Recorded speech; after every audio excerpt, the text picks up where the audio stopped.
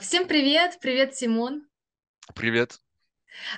Aujourd'hui, je souhaite interviewer un de mes élèves qui étudie avec moi depuis un peu moins d'un an et qui a commencé à suivre mes cours avec un niveau A1, c'est-à-dire le débutant. Et au total, nous avons eu, je pense, une trentaine d'heures de russe, ce qui est encore très peu. Et aujourd'hui, nous parlons de ses progrès, de son avis sur les cours et de ses recommandations pour ceux qui envisagent d'apprendre le russe. Donc, je voudrais aussi parler un peu avec toi, Simon, en russe pour montrer au public tes progrès, d'accord? Ça marche, Mhm. Ok, j'essaierai. très bien. Parlez-moi de toi. Qui es-tu? D'où tu viens? Quels sont tes intérêts? Alors, du coup, je suis français. Je vis dans le sud de la France à Montauban. Centre d'intérêt, en gros, ça va être musique. Je fais un petit peu Mhm. de violon, pas un très bon niveau. Le russe, du coup, depuis maintenant, ça va faire donc depuis janvier où je prends des cours avec toi. Et sinon, j'avais commencé un petit peu en autodidacte avant. Donc, j'ai fait à peu près un an d'autodidacte, quelques cours. Et sinon, j'ai vraiment commencé sérieusement avec toi. Et sinon, après, au niveau professionnel, donc, je pilote des hélicoptères. Et du coup, là, mes centres d'activité, c'est surtout le violon et le russe parce que ça prend quand même un petit peu de temps si on veut s'y mettre sérieusement. Ouais, jouer au violon, c'est pas facile. Donc, Et je me rappelle que tu m'as déjà envoyé un audio où tu joues la chanson Marussia au violon. j'essaye, ouais, c'est Oui, ça. c'était très beau. Et est-ce que je Merci. peux mettre juste pour montrer comment tu joues la Ouais, chanson Marussia? Oui, ouais, ok. Donc, je vais pas de souci, hein. partager. Euh, Donc là, cette chanson, je l'ai jouée en fait avec mon professeur, donc on joue à deux. Donc moi, je suis en violon alto et elle est en violon normal. mhm, ok.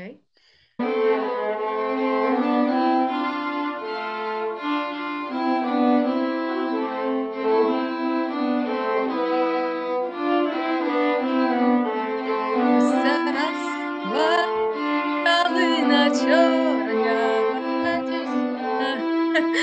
Sadu Yahodirva. Ok. Pourquoi cette chanson en fait? Parce que quand tu m'as envoyé, je me posais des questions. Pourquoi cette chanson? Alors, pour plusieurs raisons. Déjà d'une, le son, il est pas terrible parce que c'est enregistré avec un téléphone sur la Ouais. table pendant un cours. Donc c'est pour ça que le son, il est vraiment loin d'être parfait.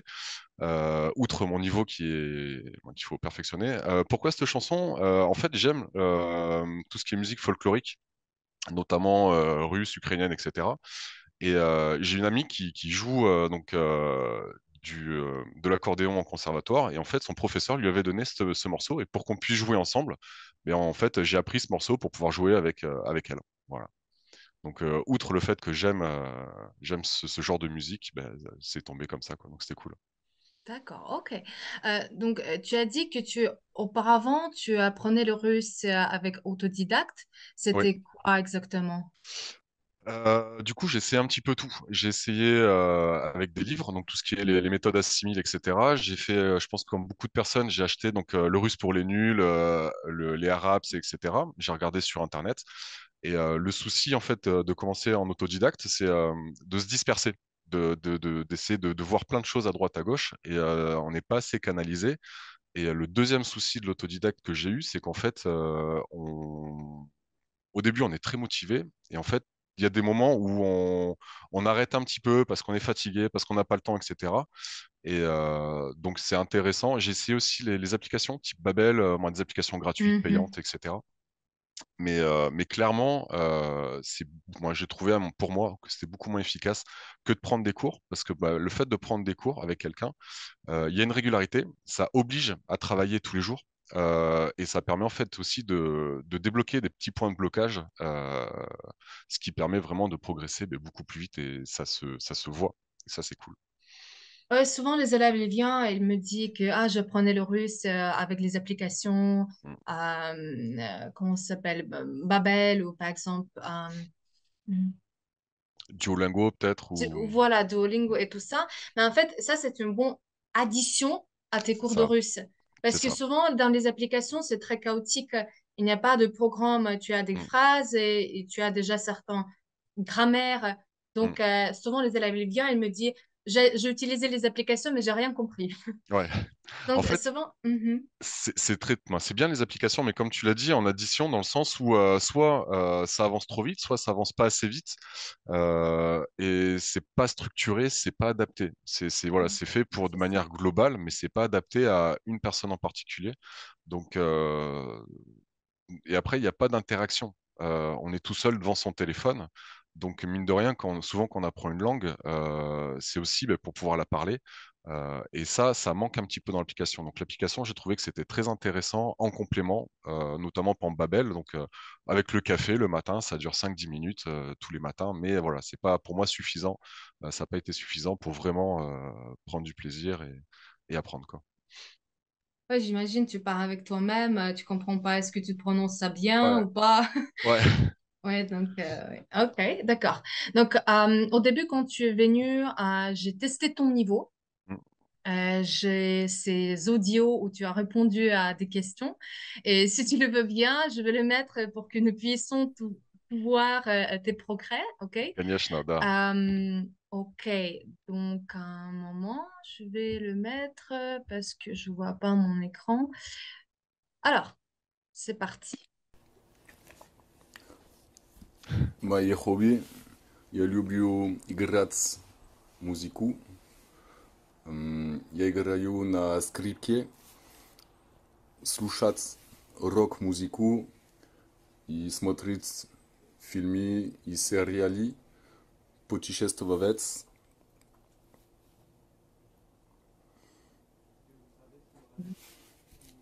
C'était déjà pas mal. На завтракать я ем рыбу. Ok, donc on voit à peu près ton niveau, que tu étais débutant. C'était Mm. pas mal pour un élève qui apprenait le russe tout seul, parce Sachant que qu'en tu... plus, Mhm. là, je les avais un petit peu travaillés. Donc, mine de rien, c'est quelque chose que j'avais un petit peu écrit. Donc, du coup, je lisais. Donc, c'était pas de la discussion qui était totalement spontanée.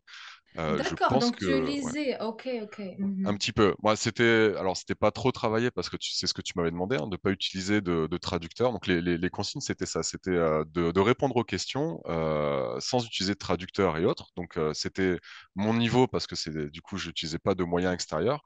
Mais c'est quand même des questions que j'avais un petit peu travaillées et que je lisais, du coup. Ouais. D'accord, ok. Parce que tu parlais assez vite.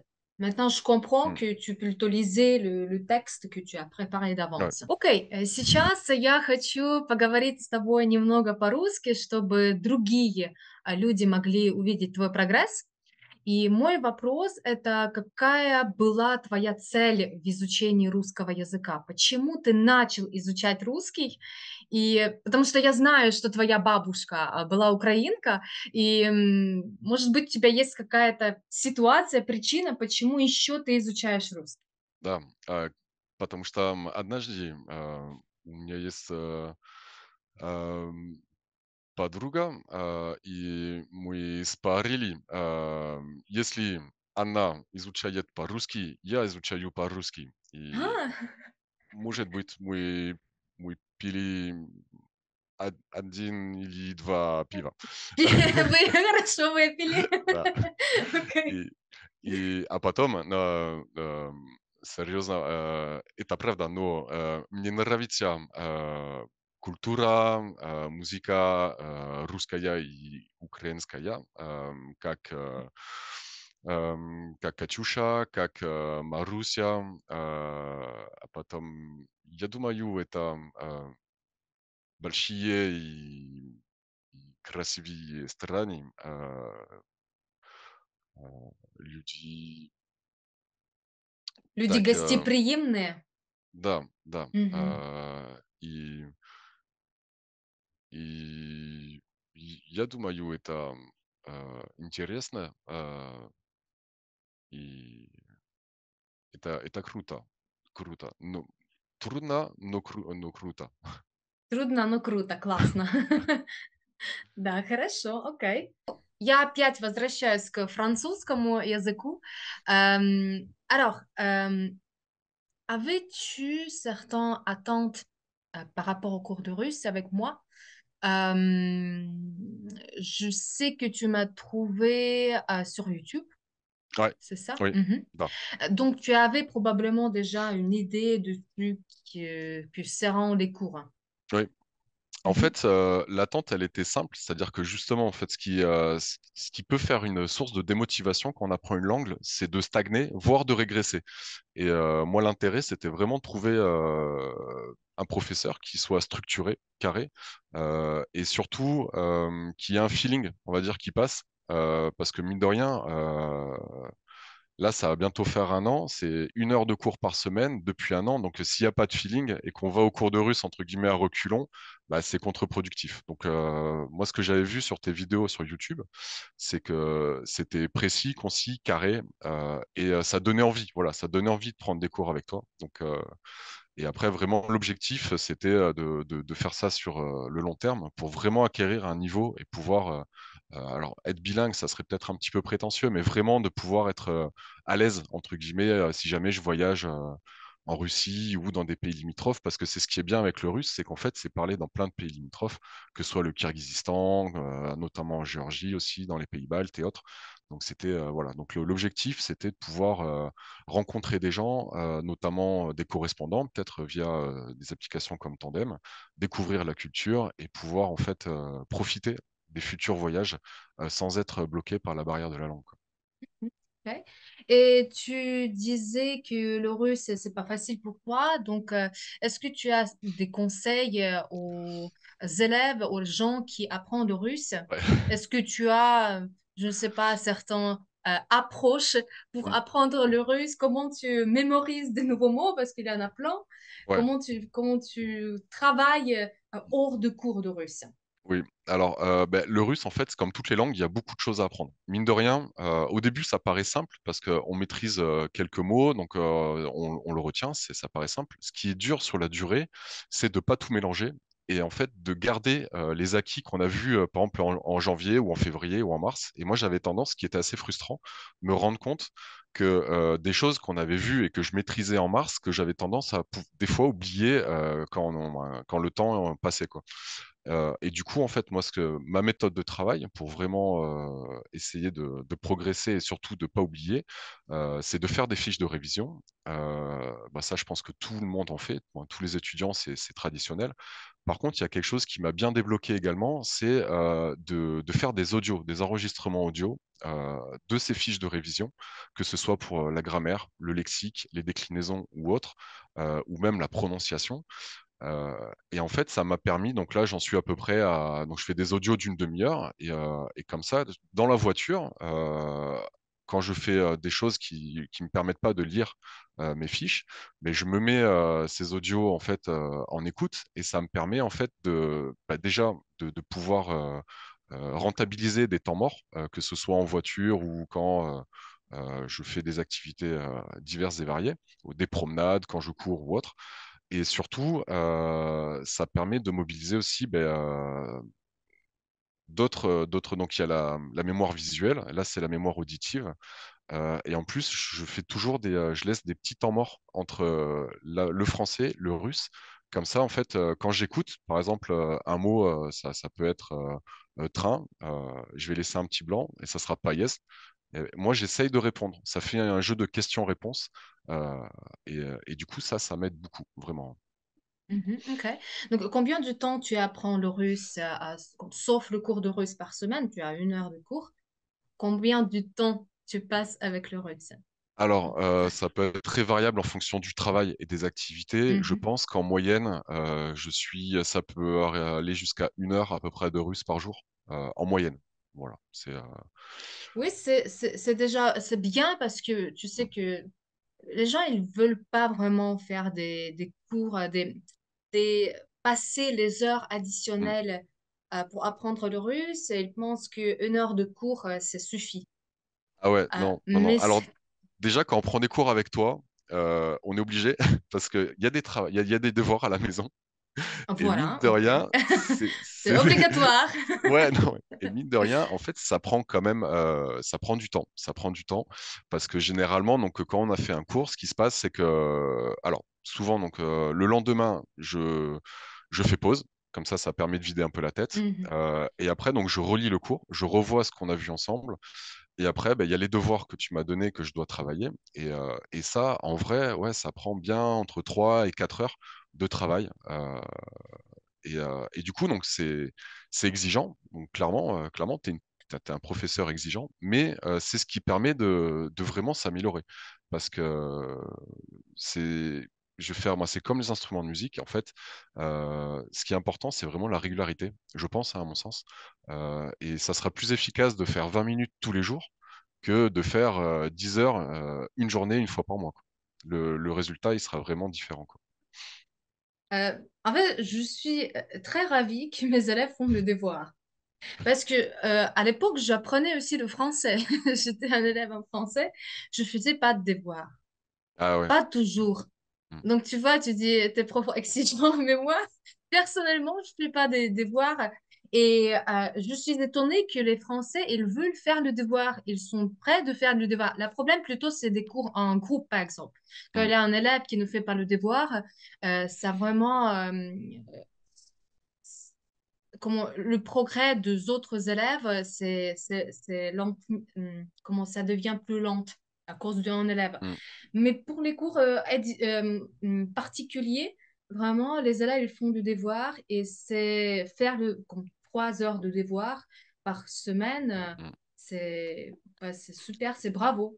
Bravo. Après, bon, à mon sens, des fois, c'est pas toujours évident, hein. Des fois, je t'envoie les devoirs un peu à la dernière minute parce que ben, les activités font que j'ai pas toujours ce temps-là à faire quand je veux. Mais il y a plusieurs raisons. Moi, pourquoi je fais les devoirs, c'est bah, déjà ouais, une partie de respect envers le professeur. Et après, c'est surtout, c'est que ben, je me rends compte que si les cours, ça me fait avancer de 50% dans l'apprentissage, en gros, les devoirs, ça me permet vraiment de consolider et d'avancer. C'est-à-dire que si on faisait que les cours, ben, j'avancerais peut-être 2 fois moins vite ou 3 fois moins vite.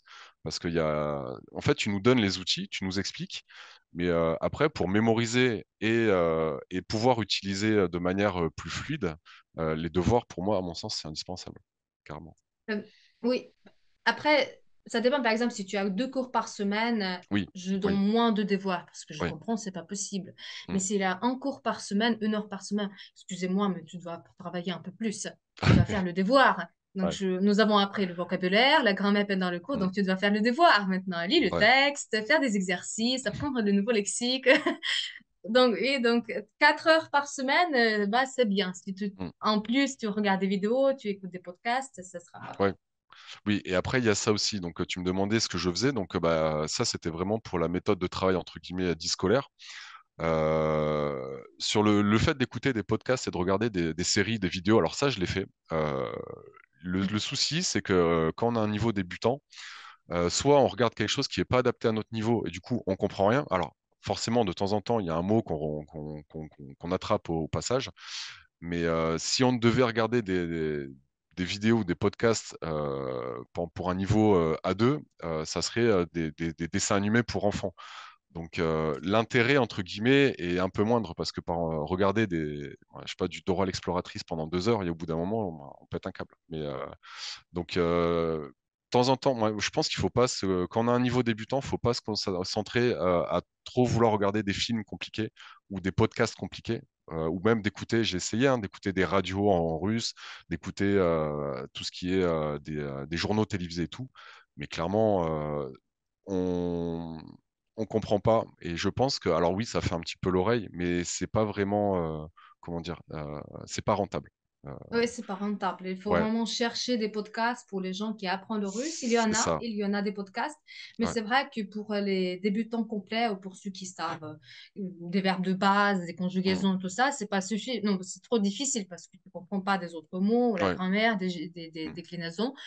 Donc, mais quand même, j'envoie aux élèves des petits livres. C'est vrai qu'au début, ce sera des films ou des contes de fées, ouais. quelque chose comme pour les enfants. Oui, vous êtes un adulte, mais il faut regarder des petits dessins animés. C'est vrai, pour apprendre le russe un petit peu. Après, ça, c'est Ok. important comment dire, de voir des choses en relation avec notre niveau parce qu'en fait, c'est encourageant. C'est encourageant de se dire, ah, je comprends, et j'ai pas besoin d'un traducteur, j'ai pas besoin de mettre pause toutes les 2 secondes, etc. Donc, vraiment, justement, de regarder comment dire, de la matière qui est en relation avec notre niveau, c'est encourageant. Alors que justement, de regarder des films où on comprend rien, limite, c'est décourageant en disant, OK, j'avance pas, moi, je comprends rien, c'est nul, quoi. Donc c'est bien, justement, parce que bah, les ressources, que ce soit vidéo ou texte ou sonore, que tu m'envoies à chaque fois, ben, ça m'a encouragé, ça m'a fait plaisir en fait. Ça m'a dit, ok, c'est cool, je progresse, j'avance et je comprends. Donc ça, c'est cool. Ok. Donc, et la dernière question, est-ce que tu es, en général, est-ce que tu es satisfait avec tes résultats? Ben, je pense qu'on est tous pareils, c'est-à-dire qu'on voudrait avancer plus vite. Et qu'on Mhm. voudrait tout de suite savoir parler, mais non, non, en fait, oui, oui, je suis très satisfait. Et surtout, bah, c'est mon entourage qui, mine de rien, arrive à voir les avancées. Parce que des fois, nous, on se rend pas compte parce que on est un petit peu le nez dedans, donc on se voit pas trop progresser. Mais mon entourage me dit que voilà, depuis un an, j'ai vraiment fait des bons progrès. Et de temps en temps, justement, ça me permet de prendre un peu de recul et de voir le chemin parcouru. Et ça, c'est cool. C'est vraiment cool de voir qu'on est plus à l'aise. Et ça, c'est vraiment appréciable. Donc j'aimerais forcément aller plus vite, mais non, non, franchement, je suis content, hein. Je suis content. Ouais, c'est pas facile parce que je regarde des fois des vidéos sur YouTube où les gens disent, des blogueurs et tout ça, ils disent que oh, tu peux apprendre le russe ou n'importe quelle langue, pas 3 mois, Mm. en 3 mois, mais bon, ça marche pas comme ça. Non, C'est non. pas, c'est pas même la question de prof ou je ne sais pas des livres que tu utilises, c'est vraiment la question de capacité de ton cerveau. Ouais, Tu peux pas apprendre la langue dans 3 mois ou même 6 mois ou un an. Non, il faut vraiment travailler beaucoup. Et les oui. gens, souvent, ils travaillent, ils n'ont pas de temps pour toujours parler le russe tous les Mm. jours. Ce qui marche bien, c'est quand tu vas, par exemple, en Russie, Oui. tu apprends le russe tous les jours. Tu Mm. es à l'université, tu apprends six cours, tu as 6 cours de russe par jour, Ouais. mais c'est pas accessible pour tout le monde. Pas tout Non. le monde peut quitter la France et aller étudier en Russie, par Mm. exemple, en Ukraine, etc. OK. Après, il y a la possibilité quand même de faire des sortes de bulles d'immersion, même si on est en France, grâce justement à tous les moyens qu'on a actuellement, parce qu'on peut avoir des livres, des articles en russe, on peut avoir des podcasts, on peut avoir des dessins animés, etc. Donc il y a quand même des possibilités de faire des bulles immersives, mais ce qui manque toujours, c'est le dialogue en fait. Parce que c'est tout Voilà. bête, on va s'améliorer en compréhension écrite, on va s'améliorer en compréhension à l'audio, mais comme dans toutes les langues, ce qui est compliqué, c'est de sauter le pas et de faire de l'expression orale. Et ça, ben, en fait, mine de rien, c'est là où, entre guillemets, le professeur rentre en jeu. C'est que ça permet d'avoir quelqu'un avec qui dialoguer. Et mine de rien, c'est la finalité. Moi, c'est un peu l'objectif de l'apprentissage d'une langue, c'est dialoguer avec des gens. Oui, c'est vrai. Et aussi, je conseille souvent aux élèves de trouver quelqu'un comme interlocuteur natif russe ou russophone Mm, qui va avec vous faire un échange linguistique, par exemple. mm, Vous expliquez le français, votre interlocuteur vous explique un peu le russe. Ils ne sont pas peut-être capables d'expliquer pourquoi vous avez fait une faute, mm. mais ils peuvent vous corriger quand même et bon, dialoguer avec vous en russe. Et ça vraiment aussi, ça motive un Ouais, élève. Ça donne plus vous pratiquez plus. mm, Donc, les dialogues sont spontaneux. Voilà, ça c'est la pratique à l'oral et ça c'est bien si vous trouvez quelqu'un en interlocuteur. Mais ouais, c'est pas facile en fait parce que même si vous trouvez quelqu'un, c'est pas très stable. ouais, c'est Votre ça. partenaire, il peut quitter et il peut dire ah, ok, Ouais, je ne veux pas, etc. Donc, mais c'est possible quand même. ouais, Si vous essayez plusieurs fois, vous cherchez les gens, même sur Facebook, je ne sais pas, quelque part, c'est possible de trouver quelqu'un avec qui vous pouvez parler en ouais. plus et avoir des dialogues. Là, carrément. Ok, хорошо. Merci beaucoup, Simon. C'est pas si mal. Merci pour cette interview. Je suis ravie que tu es mon élève, que tu étais d'accord de faire un petit interview avec moi. Et merci beaucoup à tous qui nous regardent. Et je vous dis à bientôt. Пока-пока. До встречи. Пока, Пока, до встречи. Simone. Пока-пока. Пока, Олеся.